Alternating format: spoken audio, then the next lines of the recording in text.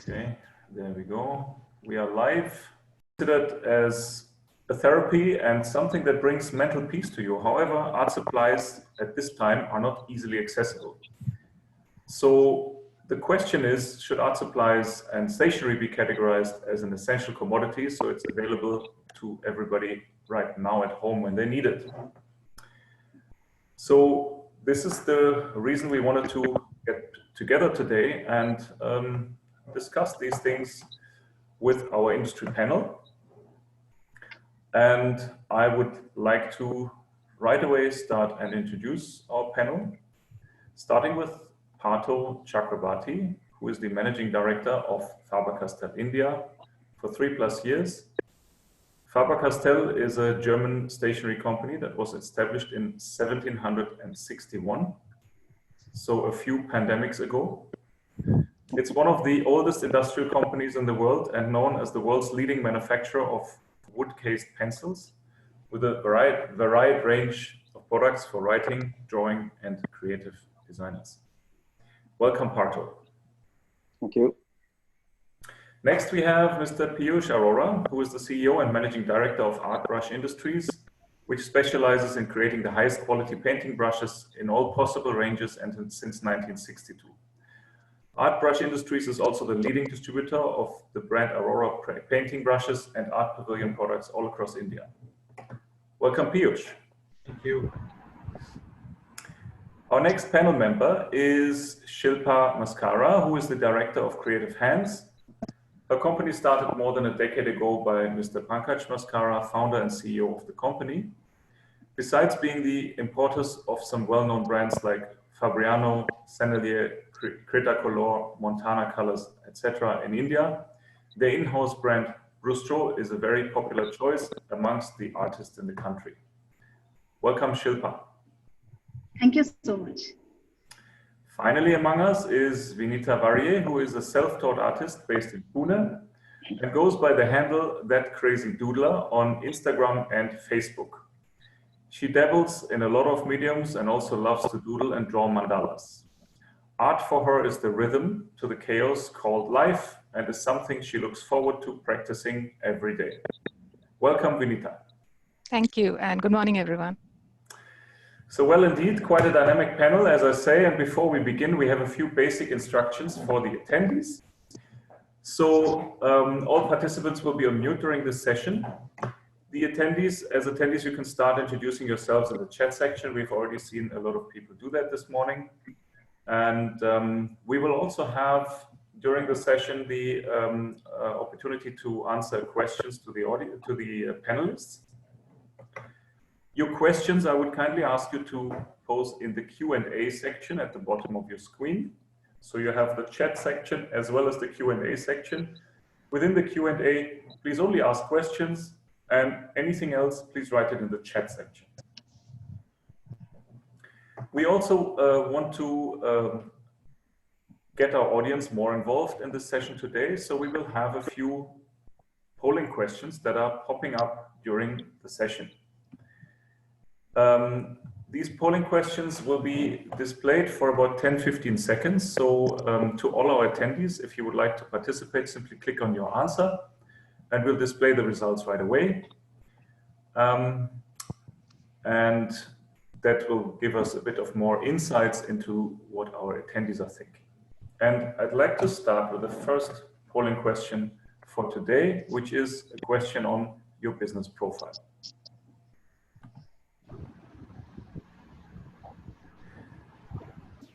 Just to get to know our audience a little better. We can already see a lot of companies introducing themselves in the chat section. And in a few seconds, we'll know a little more who they are. In our practice session, we found out that 15 seconds are quite a long time. There we go. So 36% of our attendees today are distributors and wholesalers. We have 20% retailers. We have 4% importers, 11% exporters, 7% e-retailers, 16% artists, and 5% schools. That's a very nice and diverse panel, attendees. And yeah, right away, I would say we go to the next panel question. To understand what issues you're all facing. This is a multiple choice question, and please tell us which issues are you currently facing during the lockdown. And to our panel members, please feel free to comment. I'm sure you have also something to add to the issues that people are facing right now.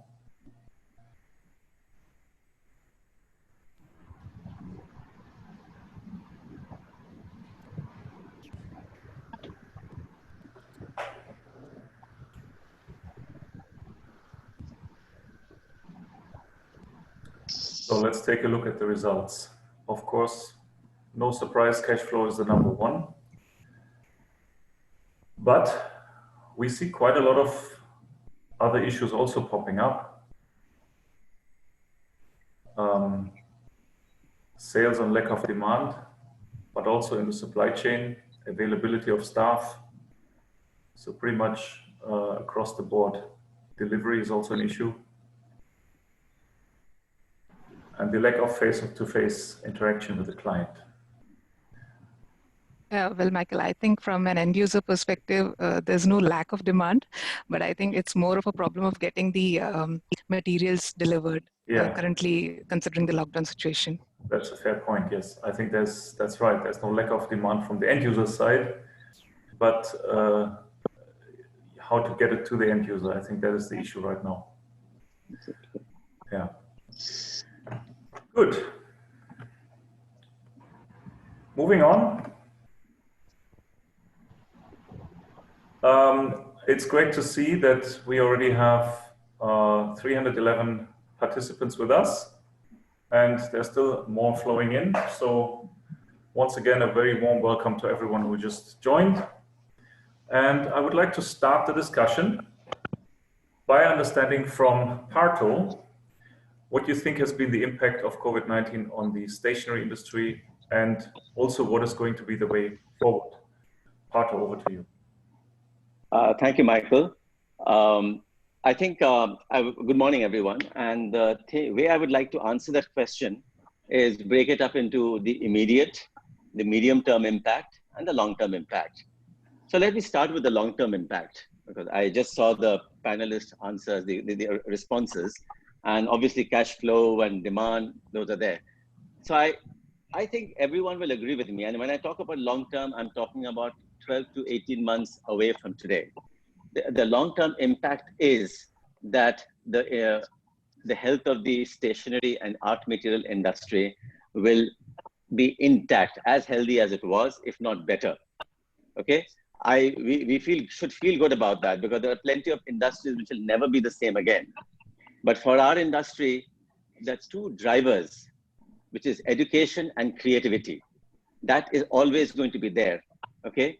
And we talked about demand going down. The biggest creator of demand is schools and colleges and offices, and schools will be back definitely. I think everyone is clear that in 18 months time, even offices, if you take the responses of, I've been interacting with people, even offices would also come back, albeit a little different. But so therefore, I feel very confidently that the long-term health is solid, and there is no problem from a long-term point of view.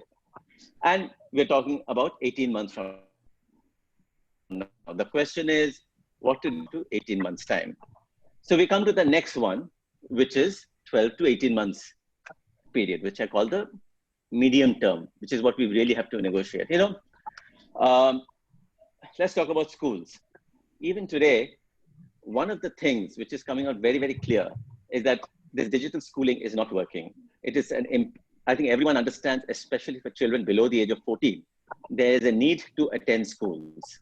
And so therefore we are seeing interviews all around about how we can do alternate day schools. You know, if their class has 50 students, 25 come one day and 25 to do the other day, and the others manage to video. So therefore, there will be opportunities here which there will be some changes because you have half going to school and half not, but there will definitely be school. And that's, I see it happening in the medium term. So physically or socially distant school will not affect our demand much, okay? Creativity using stationery will be on the upswing, okay? In our lives, a lot of time gets taken up by entertainment and distractions like, sports, live performance, theater. That entire space, there's going to be a huge void there, this outdoor void, which I call, and that's where going to be filled up with the indoors, okay? And this is where only two things can play a role. Digital, of course, plays a role, and we are seeing that digital, like we're talking today. But art material and stationery provides the best and much needed, what I call digital detox. You cannot be 24/7 on this, okay? And people are going to find creative ways using digital media to do their work. I'm seeing a lot of that already happening, okay? So a clear trend we see the digital detox during the time when you're going to have an overdose of digital in our lives. So some of the international orders and the feedback we are getting from international, where the lockdown has not been as severe as India, was a clear increase in the consumption of art material because they didn't have a lockdown like us. So very, very clearly that is going to be on the upswing, and how these two will balance out is something which we have to see. Offices, I'm not so sure about. That's a demand creator, but that has been a relatively smaller demand creator. The immediate impact, which is why I think we're all sitting here, the immediate impact, well, the supply chain disruption, in less than a few hours notice, all of us had to pack our bags and leaving whatever we had, orders in between, drop it. And that's obviously been traumatic because I think Vinita just shared, there was latent demand being created by people being indoors, and it was extremely frustrating not to be able to service it, okay? Because in India, essentials meant basically food and medicines, okay? And so staying indoors drives up a different form of creativity, something which we could have taken advantage of, but frustrating that we could not take advantage of the immediate impact because of the way the industry got categorized. Then school from home and work from home needs enablement. If you are going to encourage people to work from home, you must provide them what they need at home to do that. And unfortunately, I think we touched upon it a little bit, stationery being branded as an essential item, a tough call, but it is not going to be easy getting that branded essential, but it is actually an essential tool to encourage people to operate from home. So domestic business is in a high level of pain. I think all the people over here, even from the survey, it's quite obvious. Demand and cash flow are the two clear drivers. And again, not the demand, end user demand, but demand that's created by the situation here. But very, very difficult. I mean, 3 months of revenue affected, for the rest of the 9 months to pick it up. But I think the stationery stores and our retail and our ecosystem has the tenacity to survive this disruption. And we will come out as a winner because as you can see, the long term is intact and the medium term has challenges and opportunities which we could leverage. It's just these 3 months which has been brutal. And the last bit, of course, our stores, I mean, the stationery stores, stationery is not largely sold through groceries, it's sold through dedicated stationery stores. And they've had a tough time opening, extremely difficult time opening. And I mean, there were orders saying that, yes, you can open, but there is a saying which we are using now, the PM versus the CM versus the DM. If the Prime Minister says one thing, the Chief Minister says something else, and the District Minister says something else, and the local policeman, he's an independent entity altogether. And that has led and affected our industry, though technically on paper, you'll find probably as far back as almost a month back, people said the stores could open, but didn't matter. It couldn't be executed for this whole PM versus CM versus, and that's not been good, I mean, and the large part of it is because of our lack of recognition of us being an essential industry. Thank you, Partho. Thank you so much. Shilpa, maybe you also want to voice your opinion on the impact of COVID-19 on your industry. Yeah. Thank you, Michael, and good morning, very good morning to everyone. So here, like as Mr. Partho said, that yeah, things have definitely changed worldwide, and there has been a complete blackout of the supply chain. But instead of just looking towards all those things, I think for we should also look towards the positive aspect. See, everybody was running a kind of rat race, and this lockdown has brought everything to a standstill. So as a business entity, we have now ample of amount of time to adopt to cost-cutting methods or reduce wastage or even work on better utilization of our resources. So it's time for each of us to revamp and restructure our business models. And you know how we can do it, like the way forward, looking like going forward from here. See, as we already, all of us have a strong online presence, and digital world is something that is, you know, what everything now is digital. So we as a company, we have a very strong customer approach, and we believe not only in just selling our products, but also educating the people about art. And definitely we are going to get many more new products. So this time has given us to, you know, to study into new products that the customers wants from us. And the marketing activity is definitely going to continue in full swing, because post lockdown we expect that a lot of people are going to pursue art as a hobby, and we are expecting a manifold growth in that. And we are also in constant in touch with the dealers and shop owners. We're working with them in close connection. So that's all I have to say about it. Thank you, Shilpa. Suppose stationery was included in essential items. At this point, how would you manage how would you see the supply chain and also the logistics right now? There are certain issues. How would you see that? Yeah, as of now, that we have already started dispatching orders. It's not that we're not able to dispatch. We are working in connection with our courier partners. We are able to deliver to a lot of areas. Only some of the containment zone or maybe the red zones, some of the areas are not accepting deliveries. But we have already started taking orders, shipping orders. In fact, people like there are many uh, dealers and distributors across the country, even like in a city like Delhi, they have started doing home deliveries. They are like combating uh, this problem. So they have started home deliveries. They're opening shops on alternate days. They are doing the needful so that they can supply the material within their vicinity.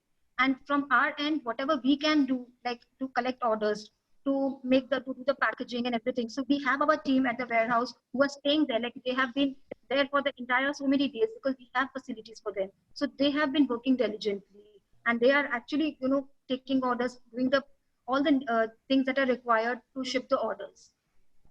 So that will not be a problem in the supply chain. From our end, we are ready to do everything there. But the only thing is just the few containment zone and the red zones. There we are just facing a little bit of problems. I've been looking into the Q&A section, and I see a question that I would like to ask whoever would like to answer that. How do you see the credit periods after the lockdown? Is there anything going to change? And anyone who would like to take up that question?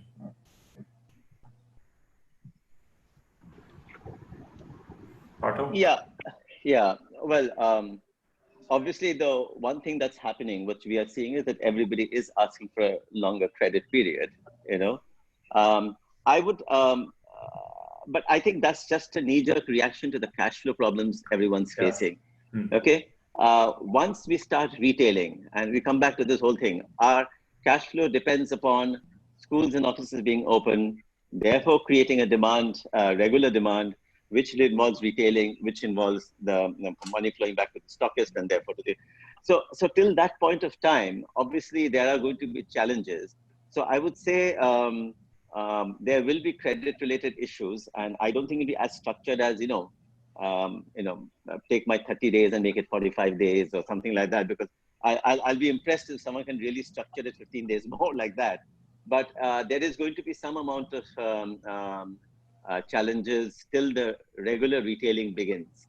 But once regular retailing begins, And by the way, I mean, even with schools not open, and as I think Deepika pointed out, there is a latent demand at homes which is being serviced, and one should not ignore that. You know, there is some, and by the way, the government offices have always been open, and most offices are getting back to 33 to 35% capacity, and that doesn't necessarily mean that the stationery demand will go down to 33%. You know, so I just think that, you know, we need to come out of this lockdown.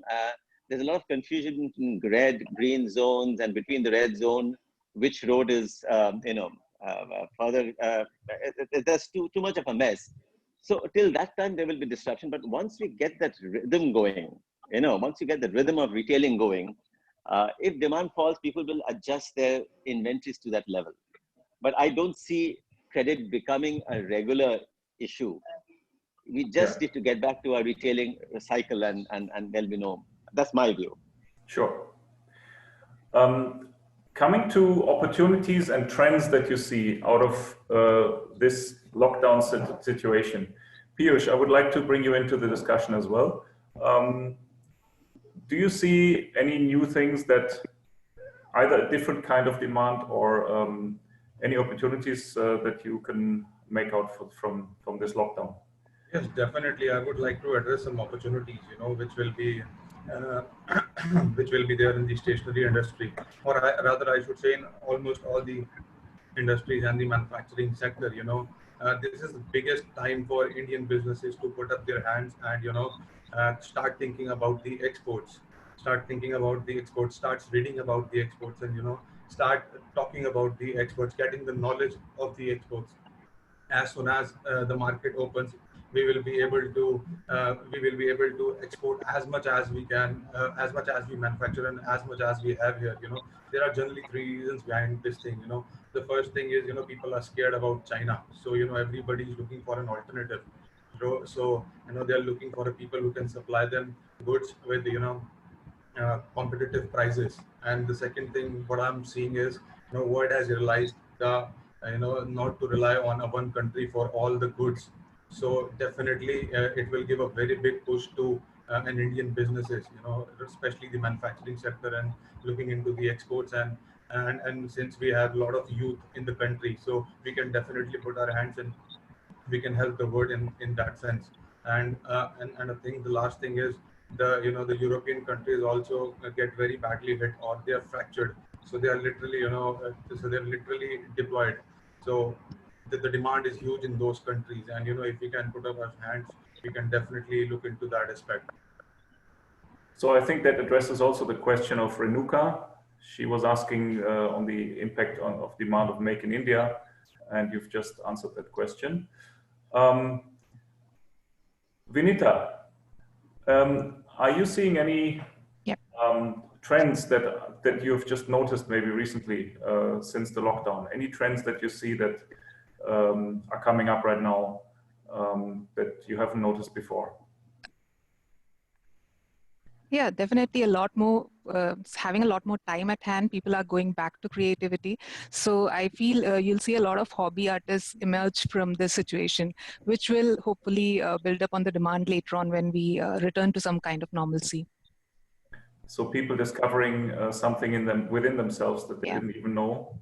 And once the stores are open again, going back and going to buy those. Wish lists are ready. So we're just the waiting wish lists are ready, exactly, right.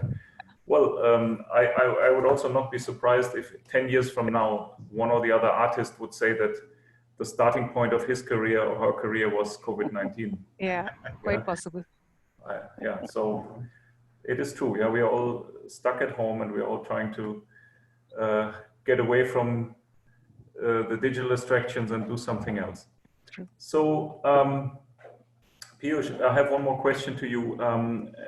Talking about the retail and also community, as they are your major buyers to source new stock. You share some insights on the shortages of stationery material to end users. Look, as far as the insights is concerned, we are just thinking about, you know, the raw material supplies will be a bit of an issue to start with initially. because we have to source these raw materials either from the different states or from the different countries. Once we have our hands on, the raw material, I don't think there will be any shortage of stationery material, and we are ready to go with, manufacturing of world-class products. So I don't think there will be any issues apart from raw materials. Once we are good with that, and, we will be ready to go. So talking about shortages and stocks, we have two polling questions coming up that are dealing with this. I would like to, first of all, ask our audience, how often do you procure goods? The polling question will pop up. I think for the end users like me, it could be how often we shop online as well. So, of course, that's the other side of the coin, right? I think today we have mostly a B2B audience, so yep. Let's see how often they procure goods. It's mainly, I would say, monthly and as per demand. That will be about 80% of the responses, and I would say that's pretty much what we expected. Now, coming to the next question, on your current stock situation, what is the current stock percentage available with you? I'm extremely curious about the answers that are coming out from here.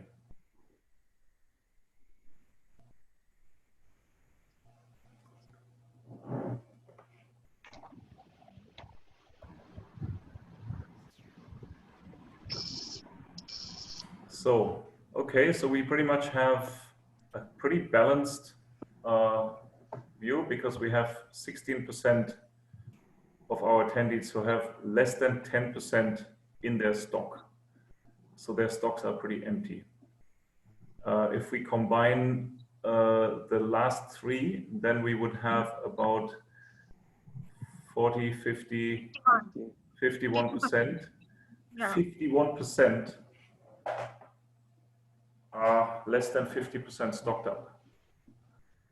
That's, I think, quite a positive sign for later on, because these stocks want to be refilled. And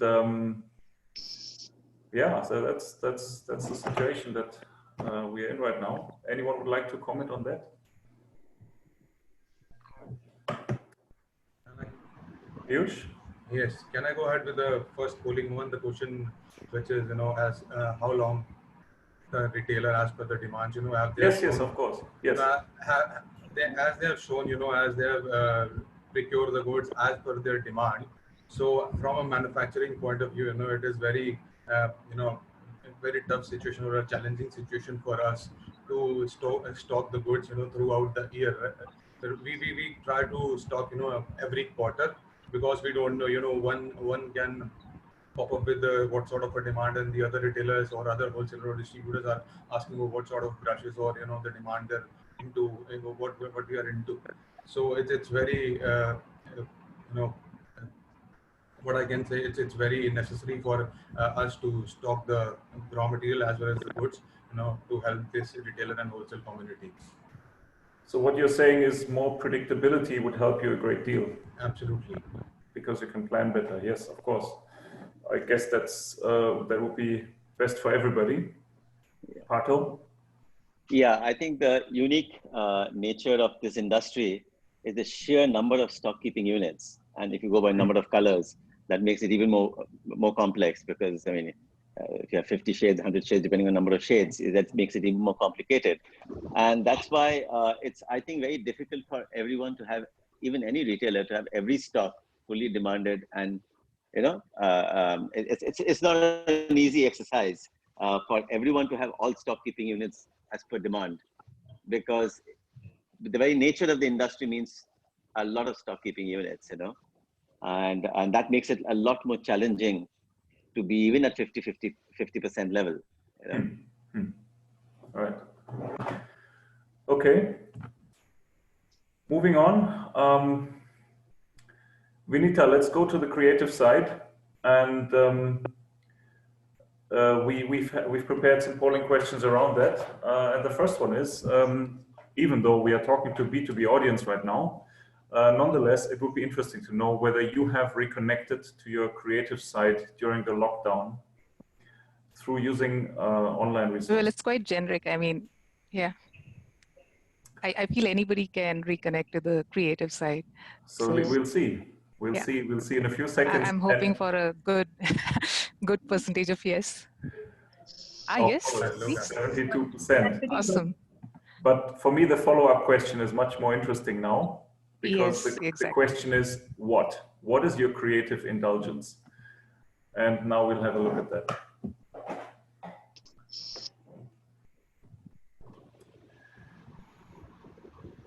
This would be interesting to see. Unfortunately, we as panelists cannot vote.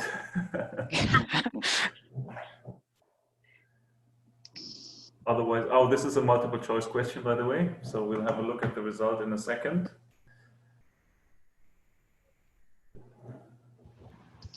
Okay, so among our B2B audience, painting is the #1, followed by papercraft and doodling, which is all kind of paper related. We have some... That's a nice balance, actually. Yeah. Yes, yes. We have some fabric stitching. We have pottery, 5%, clay, 10%, woodworking and metalworking, which is all part of this creativity.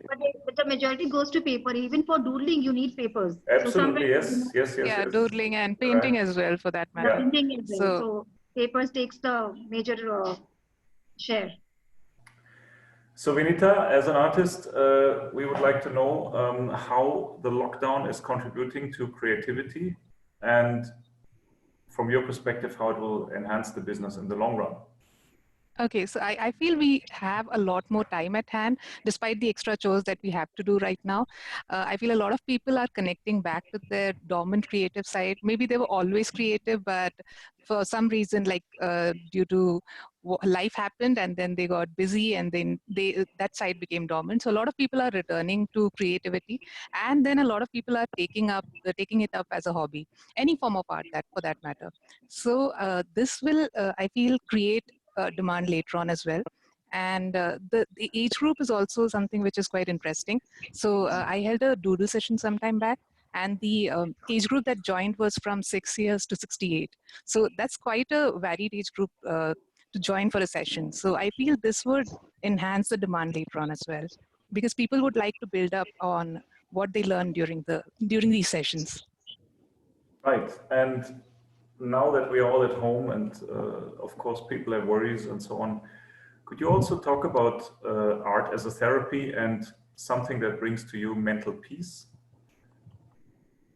Yeah, I feel even before all this COVID thing happened, I have always stressed on the importance of having some sort of a me time wherein, you're dedicated to some sort of an art form, something you love doing. So that is of utmost importance for your mental well-being. So with all this that is happening around us, with the uncertainty that has crept in and the anxiety that it brings with it, I feel it's even more important right now to have some sort of an outlet, apart from, binge watching Netflix, for example, because that's kind of passive. When it comes to an art form, it's a lot more productive, and I feel it gives you a much better mental satisfaction. So yes, definitely. Thank you, Vinita. Shilpa, you also have probably something to say about this. Yeah, basically, see, when this pandemic started, like in the initial stage, we were all forced to stay indoors. And initially, like mostly all of us were a little more relaxed. And like as Vinita said, that they were indulging into binge watching television and stuff like that. And exactly, basically, in fact, even some of us were treating this like a much needed break. It was like almost like an unplanned holiday that was happening. Yeah. But gradually, as the lockdown was getting extended and was moving from one phase to the other, so gradually the feelings of anxiety, the isolation, all that started creeping in. And the world was full of bad news. Like wherever you see, even like on WhatsApp or any news you watch, the newspapers, everything, it was all full of bad news. So this kind of, this anxiety and this kind of feeling only brings negative thoughts to us. And we all know that immunity is something very important for us to combat with disease. So somewhere it was pulling down on our immunity level. So here comes the role of the art as a therapy. So even if we do one productive thing in a day, So it can lead to a more positive attitude. We just need to slow down and build up on our hobbies. So, and actually speaking, pursuing a hobby can be really very rewarding, because it kind of brings back the lost enthusiasm, and we look upon the next day with much more zeal, and we look forward for the coming day. It gives us a positive attitude. And also this indulging in art, also it helps us in building our mental strength. It reduces our anxiety, it de-stresses us, also releases anger, and most importantly it also self-esteem. I think that's the power of art. Thank you, Shilpa. Thank you.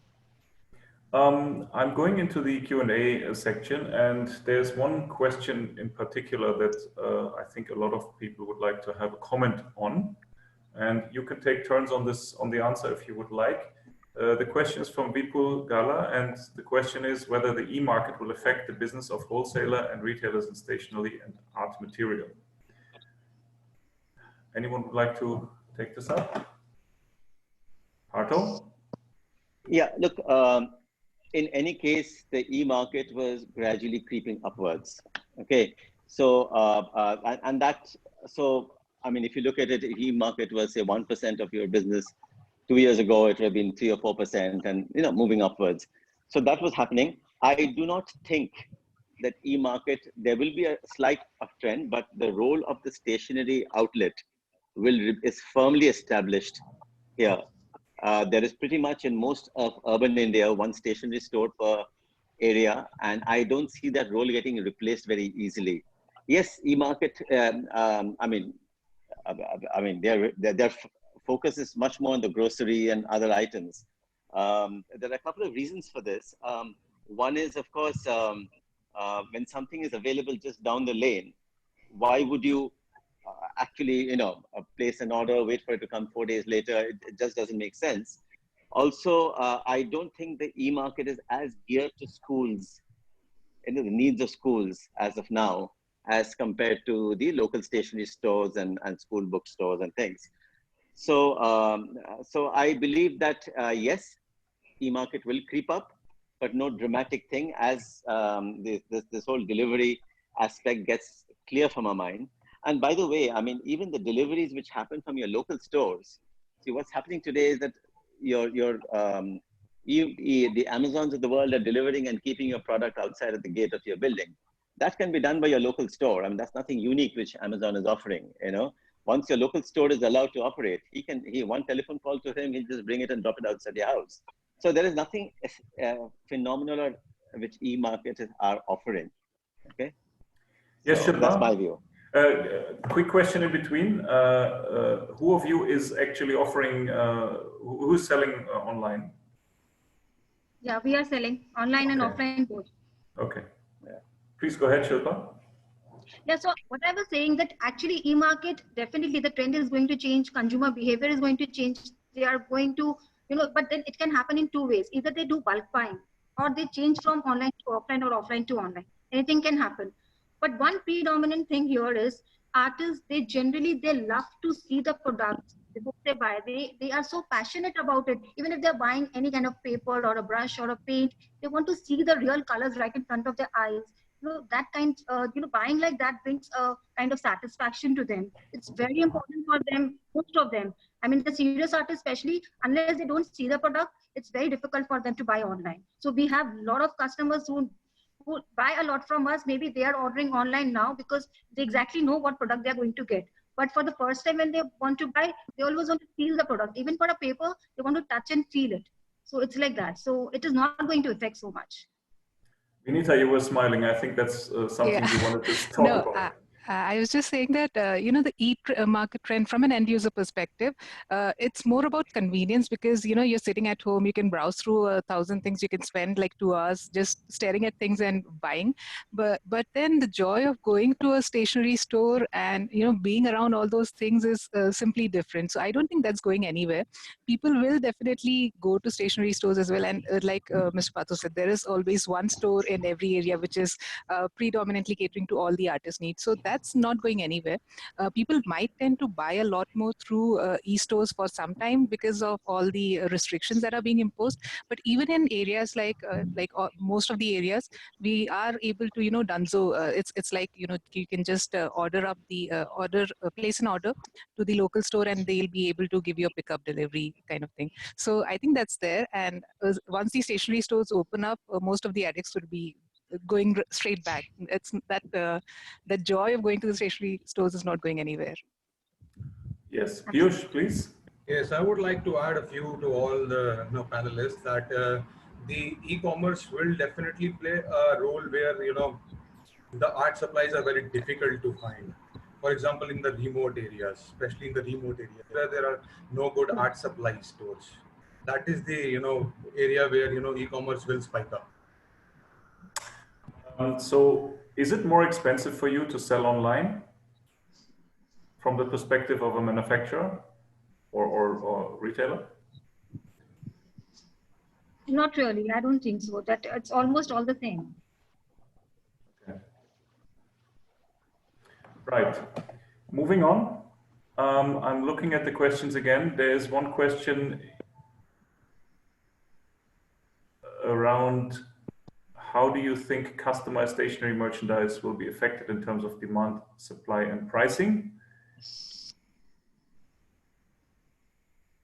Can anyone answer that question?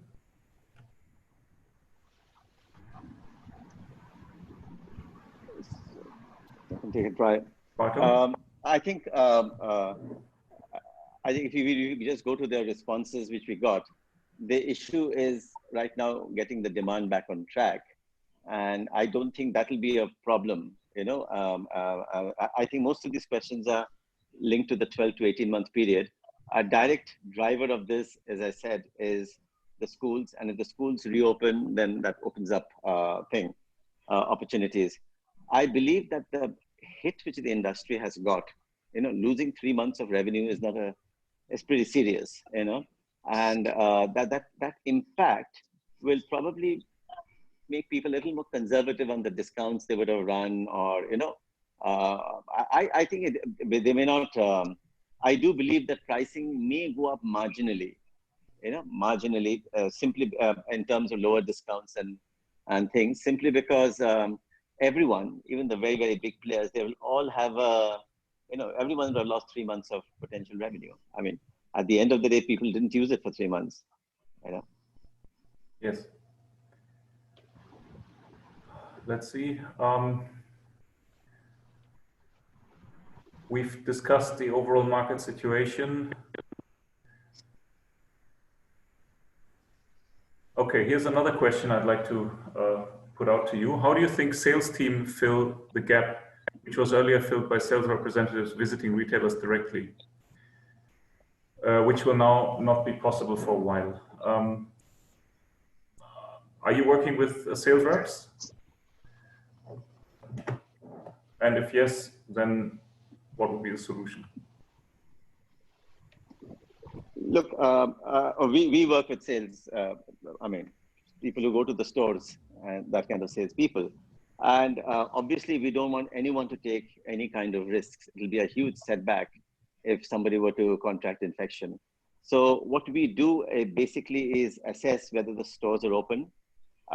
Luckily, we are not, the stationery industry is such that most people have a telephone. So in general, if the place is open and things are happening, you could do a lot through your telephone.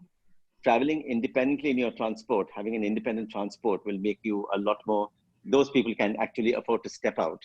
But I would not recommend at this stage, anyone takes a train or a bus to go to their area of work. Whatever you can do, if you have your own transport, you can go. You should not enter the store if there's got 6, 7 people in it. Just follow the rules which are there. They're saying maintain social distancing, wear a mask, have independent transport, or use the telephone. Or use the telephone. So one of these three will allow you to retail in a very, very small capacity. It's not ideal, but that's the best you can do in these terms. If you're in the green zone, you can take a little more liberties. If you're in a red zone, much less, and that's the way it is. Thank you so much, Partho. Yes, Piyush? And I would like to add a bit of things to it. As for retail community as well as for the wholesale community, if they can foresight their orders, well in advance, maybe you can say 1 month or 1.5 months in advance. So it will definitely help us in getting their orders done, and we can give them proper demand on time.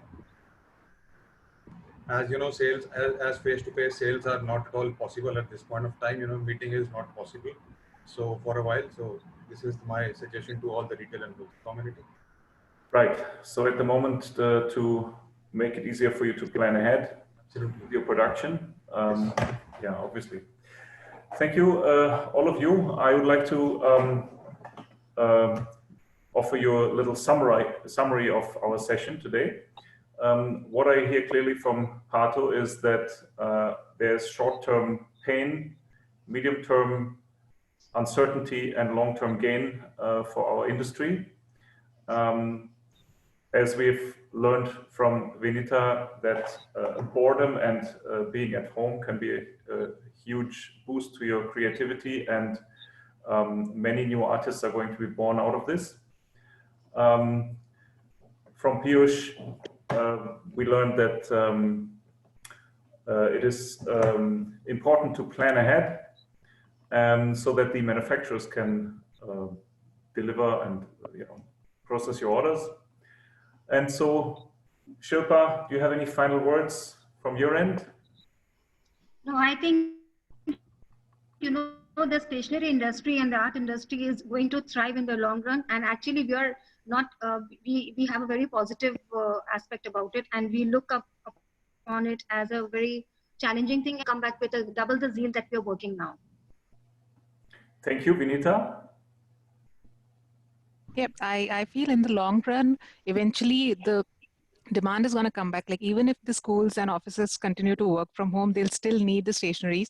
So somehow the demand will creep up back in, and all the new COVID artists that are born out of this this lockdown, they are definitely going to splurge more on exploring more about what they learn, and that should definitely bring the industry back on track, no doubt. Thank you, and Parto? Yeah, as I said, I'm very, very optimistic about the long term. And in the medium term too, I really hope that all that indoor time, and I feel that some of it will definitely convert to time in our favor. And so therefore fully agree with Vinita that, demand will creep back. We just need to have the tenacity to hold out these moments when we are having this so-called this crash flow and demand reduction moments. This will pass pretty soon. Thank you, everybody. Thank you so much. This was a great session, and I really thank you for being here with us. You have seen there was a very lively discussion going on on the sidelines of this webinar. We'll be back very soon with another webinar on a different topic. And right now, I would like to thank everybody once again, and wishing you a very nice day. Thank you. Thank you. Thank you. Thank you. Bye. Thank you.